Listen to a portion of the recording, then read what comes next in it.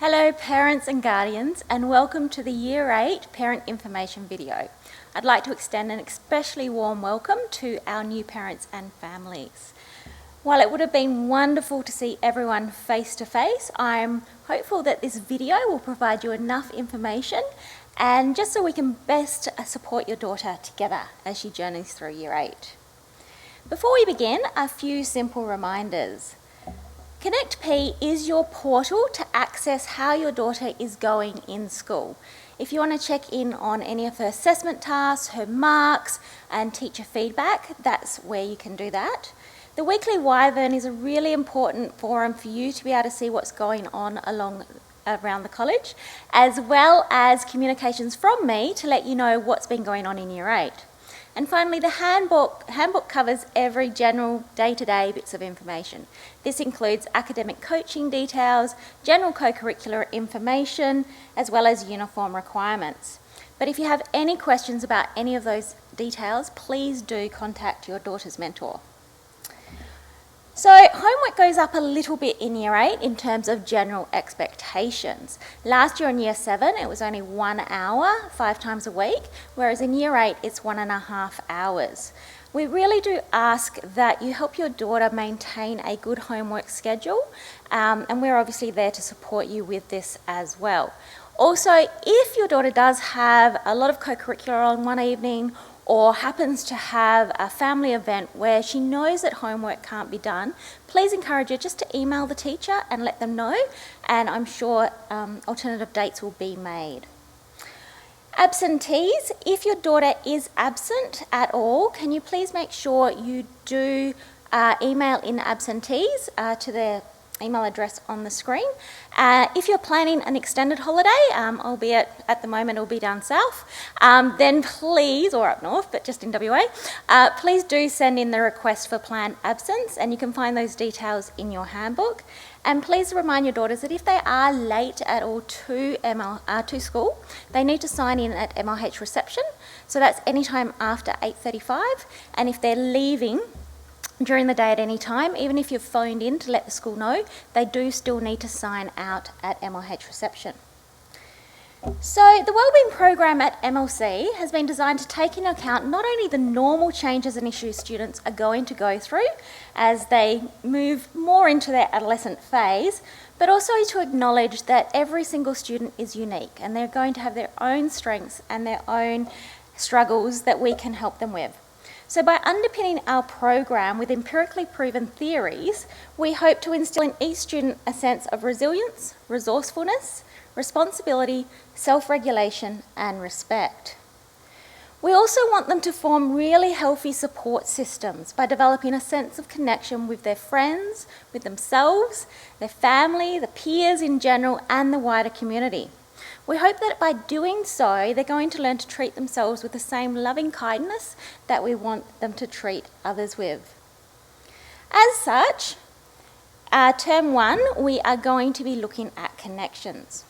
So as stated, the Year 8 Wellbeing Program is underpinned by positive psychology, which is the scientific study of the strengths that enable people to thrive.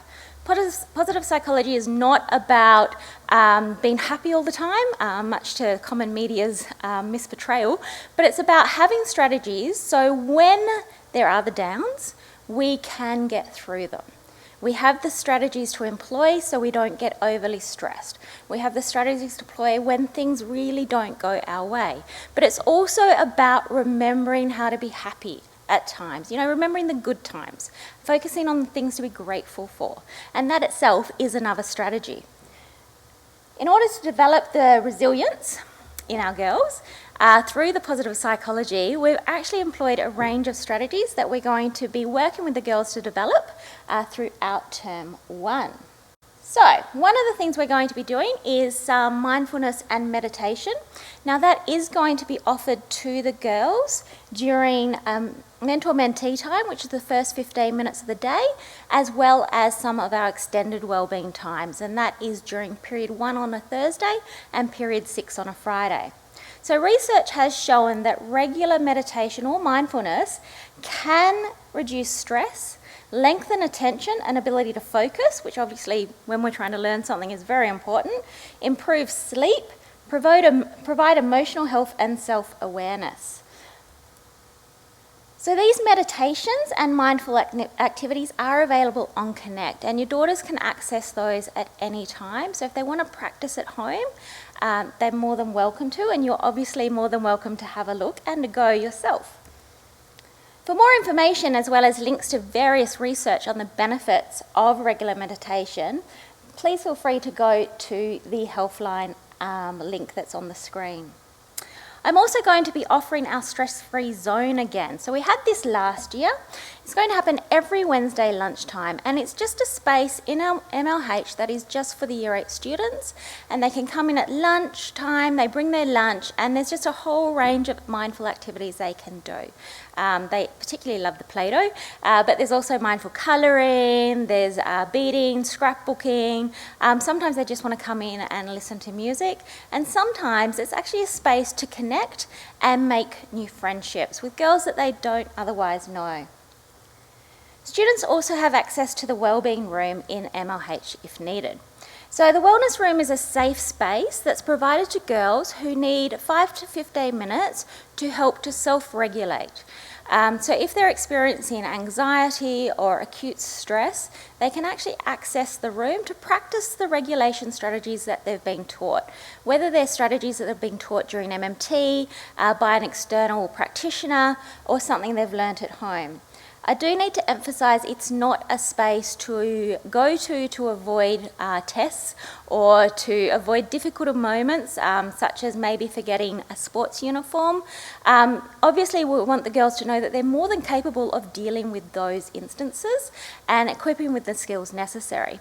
So we do monitor the use of the Wellbeing Room, and we'll obviously talk and support the girls that might be misusing it.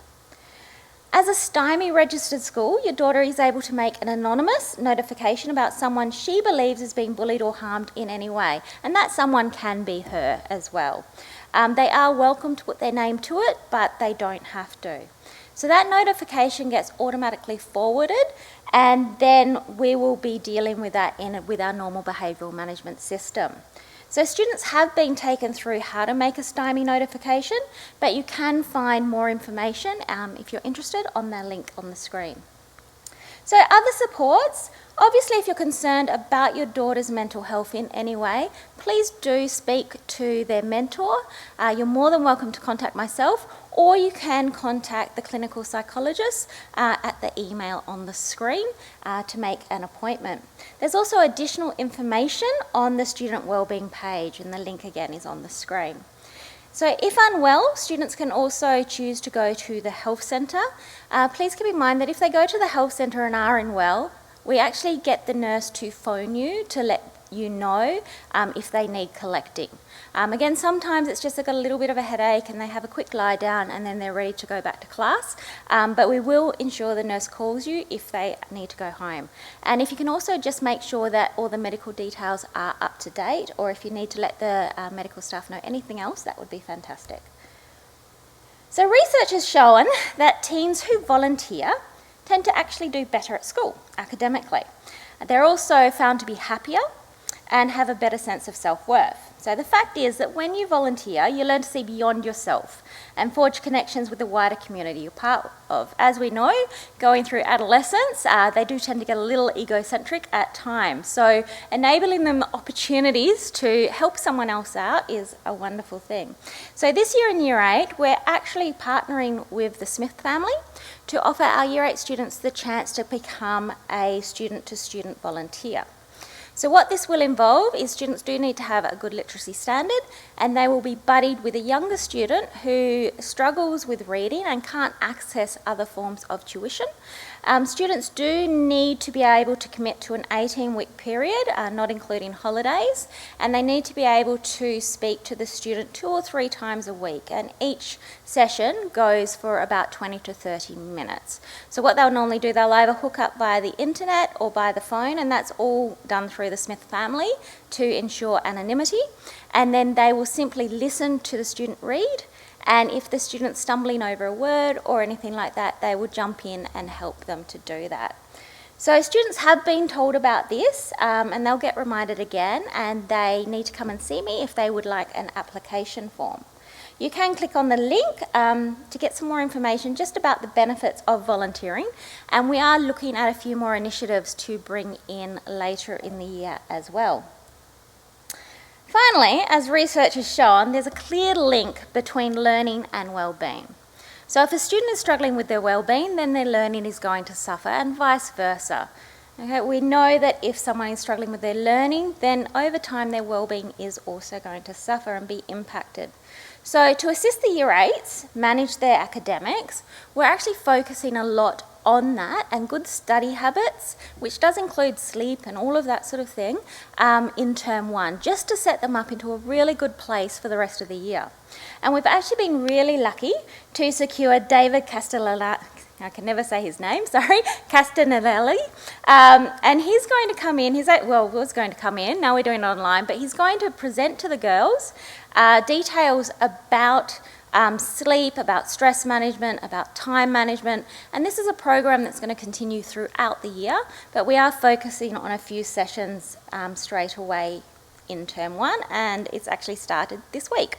So throughout the year, okay, they're going to listen to him in various presentations. We also have an ebook that every girl will get that she'll be able to work through with a mentor, and we also have access to David's online Prosper program that we will be using different modules for. To further support their academics, during the Wellbeing program, the mentors will revise with the girls how to effectively use their diary, how to establish a really good weekly planner, and general organisation tips. But by all means, if you think your daughter is struggling with any of these things, please do reach out to the mentor or myself, and we can sit down with them and help them get on track. For additional academic support, a reminder, students can always talk to their teacher, and that's probably the most encouraged thing. And they can talk to their peers, and they can also access the study handbook, and the login details are on the slide. Year 8s will once again have academic coaching on Monday afternoon, specifically for Year 8s. And what I've done is I was able to get different teachers from MESH subjects, so maths, English, science and social studies. They are all going to be in the one room just with Year 8 students to assist them.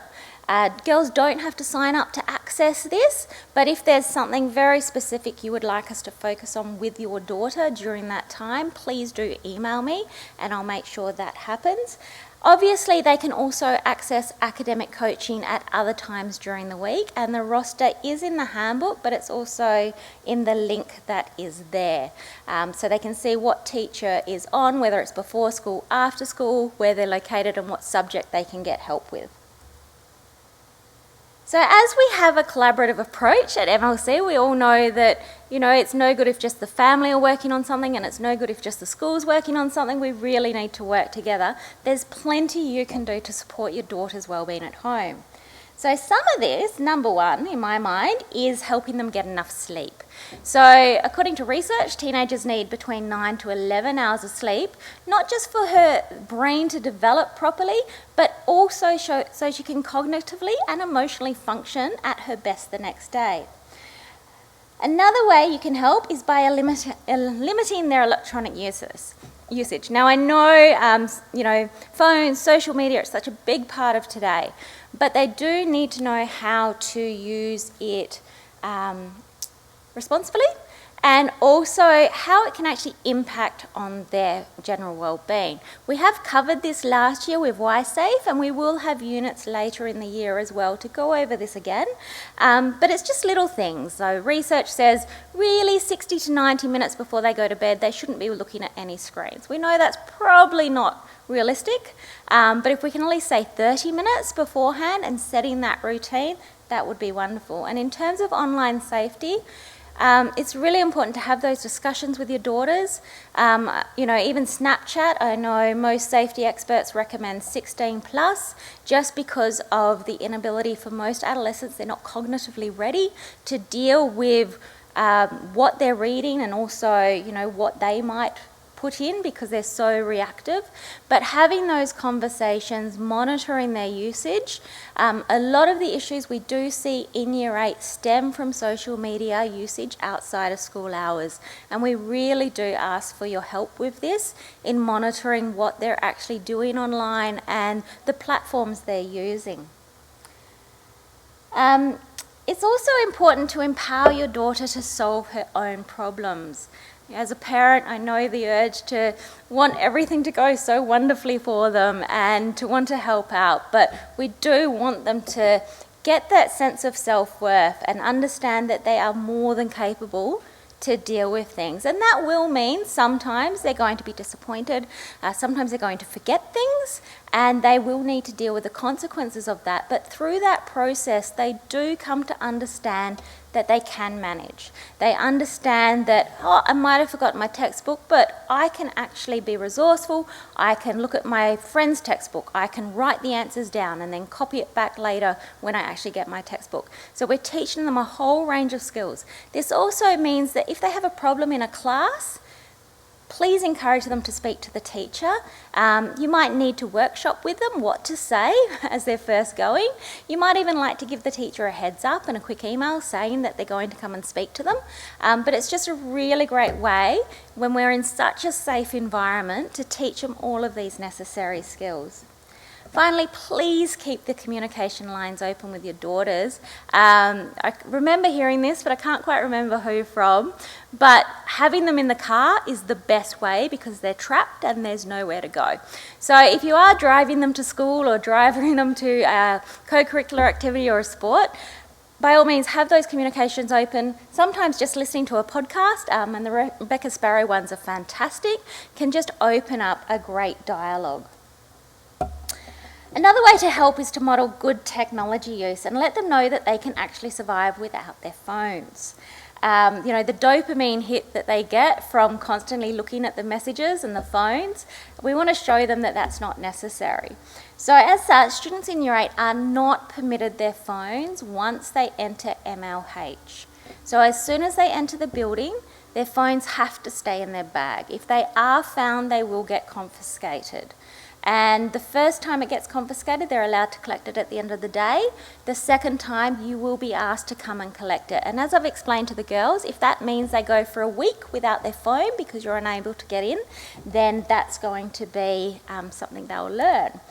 So to assist with this, we also request that you don't send your daughter messages to her phone, to her laptop, to her watch or anything else during the day. It does send the wrong message, it interrupts their learning, it interrupts classes, and also if you do need to get a message to them, all you need to do is email or phone MLH reception and they will get the message to them. Even if it means getting up, walking to the other side of the school, they will ensure they get the message. Daughters can request to use their phone at lunchtime or recess if they come and see me, and then I will take them into a room where they can make that phone if it's absolutely essential. But again, normally they can just go up to MLH reception and then the message will be able to get to you. So as we're aware, despite all of these strategies, working collaboratively together, issues can still happen. So if they do, can I please ask that you just follow this chain in terms of making sure the right person is the one contacted to be able to get the response to you.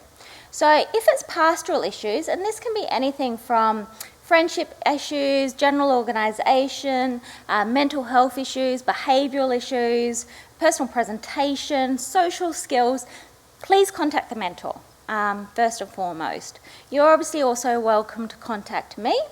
And that way we can deal with that. I do have regular pastoral meetings, that's with the deputy as well as the clinical psychologist at the school. So we all work together to make sure your daughter is supported.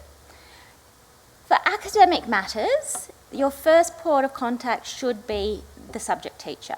While you can go through the mentor, all the mentor is going to be doing is then going to that teacher who will then be getting back to you. The teacher has the expertise in that subject. They have all of the context knowledge in terms of what is going on in that classroom, and they are in the best place to answer any questions. By all means, if you email them, CC in the mentor or CC in myself, but that is who you should be speaking to, and obviously from there it goes to the head of academic department. So information about the wellbeing program for the rest of the term will be coming out term by term. So we do have a focus area each term.